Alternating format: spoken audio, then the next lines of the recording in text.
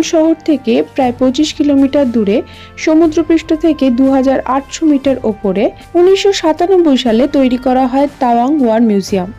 আদতে এটি একটি বৌদ্ধ স্তূপা। 40 ফিট উঁচু এই বৌদ্ধ স্তূপার নাম হলো নামজেল চটেন।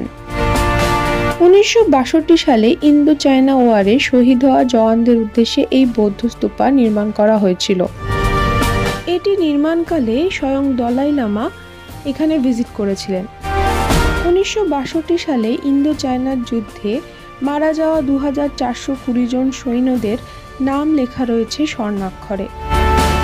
এখানে দুটো আলাদা আলাদা ডিভিশন আছে। একটাতে সন্ধ্যেবেলায় লাইট অ্যান্ড সাউন্ড শো হয় এবং আরেকটিতে, যেখানে আমরা এখন দাঁড়িয়ে আছি, এখানে ম্যাপ, ফটোগ্রাফস, আর্টিফ্যাক্টস এইসব রাখা রয়েছে। এখন চলে এসেছি সুবেদার যোগিন্দর সিংজির ওয়ার মেমোরিয়ালের সামনে।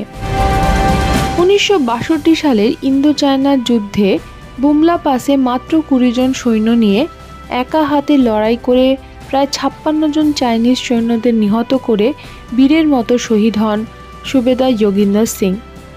ওনাকে পরমবীর চক্র সম্মানে ভূষিত করা হয়েছিল।